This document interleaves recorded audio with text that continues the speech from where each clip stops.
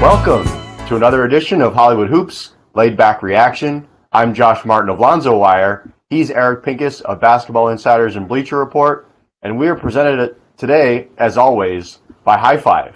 High Five makes meetings awesome with insanely simple video conferencing designed for your meeting rooms. It's the easiest to use solution thanks to their all-in-one hardware and intuitive cloud software. Plus, it's a high-quality experience with industry-leading audio powered by Dolby Voice. It's so easy to use. There's no pin codes or app downloads. Just click a link in your browser and you're in the meeting. Even the least techie person at your company can figure it out.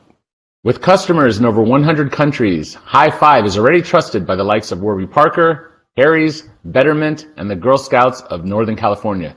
To learn more and start your 30-day free trial of insanely simple video conferencing, visit highfive.com. That's HIGHFIVE.com.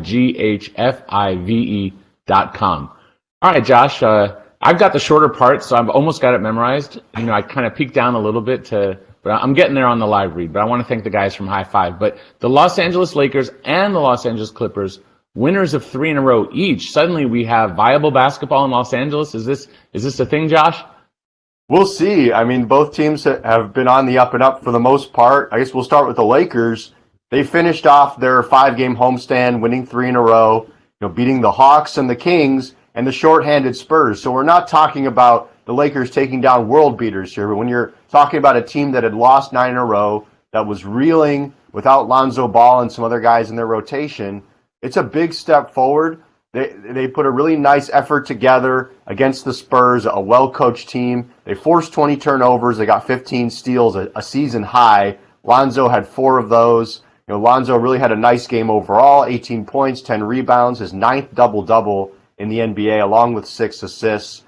They did a nice job of, they had a 19-point lead early. The Spurs came storming back, and the Lakers finished it off with a 13-0 run late in the fourth quarter to sort of seal the deal there. So I think they're on their way, but there are some roster changes coming about now for the Lakers, it seems, Eric, with Vander Blue getting cut from his 2-way contract. Tell us a little bit about what that means for the Lakers, what it means for Vander, and how this might affect the Lakers roster going forward. Well, Vander can, at this point, he can go and play and stay with the South Bay Lakers if he chooses. But he wasn't on a G League contract. He was on that 2-way contract. So the Lakers have one regular roster spot open because they cut Andrew Bogut. They have Alex Caruso on a 2-way, and so now they have one more spot for a 2-way, but the deadline is January 15th to sign a 2-way player. After January 15th, there are no more 2-way contracts, and the player will get up to 22 days. If they sign on the 15th, they'll have 22 days of service, which means they can play and practice and travel with the team in some levels for 22 total days, at which point the Lakers would either have to send that person and keep them in the G League the rest of the way or make a spot for them. And we're seeing across the league that teams are cutting, they're cycling through G League players relatively quickly. I mean, some are getting waived, some are getting claimed on waivers. We're seeing a lot of activity, and the NBA has really shifted. And for those who are really keeping track, we have a lot more teams with 14 players this year than 15. Usually, most teams are at 15. More teams are at 14 because those extra spots are G League spots. So we'll see who they get. The Lakers were going to sign Jameel Wilson, who was with the Clippers, but he had a personal issue, some sort of TMZ kind of thing. So we'll just leave it at that. And at this point, they're waiting to see how that resolves. So they do have a spot open. They can also sign a player to a 10-day contract if they want. So the Lakers can add players. Question is, can they find someone? But let's talk for a second about the Clippers. They have had a great success with their 2-way guys. CJ Wilson, they had CJ Williams.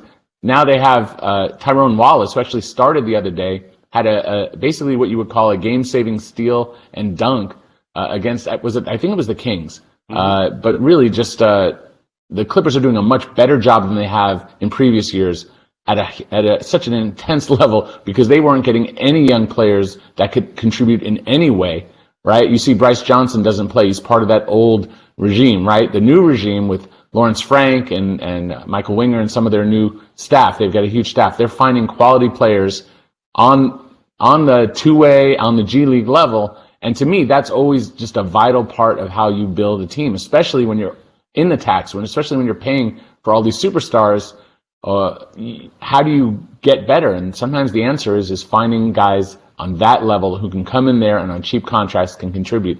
And the Clippers have done a really good job with that. They really have, and they're going to have to keep doing this now. Blake Griffin is back.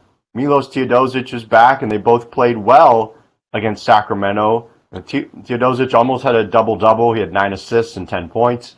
Blake Griffin, 18 points, 12 rebounds, 6 assists in his return from a concussion. But now the Clippers, as seemingly is always the case, are playing injury whack-a-mole. DeAndre Jordan, who's never really had an injury of any sort in his NBA career, goes down after turning an ankle in Sacramento. We'll see how he's able to bounce back from that, but that would be a real tough blow for the Clippers. It's one thing to go into the G League and sign a two-way guy who can be a guard or a wing, where I think those types of players are more plentiful. But good luck finding a center with the size and athleticism and just the impact that DeAndre brings to the table as far as what he can do as a rebounder, as a finisher, as a screen setter, as an interior intimidator on the defensive end.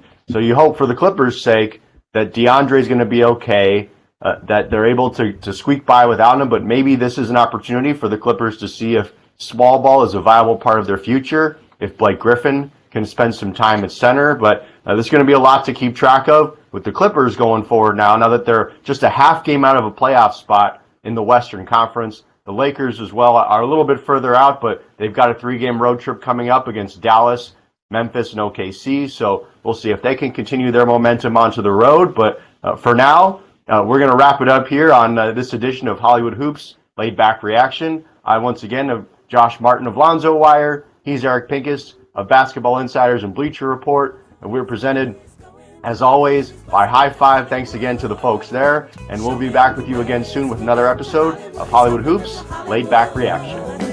He's on his race, going to Hollywood, he's busting into Hollywood.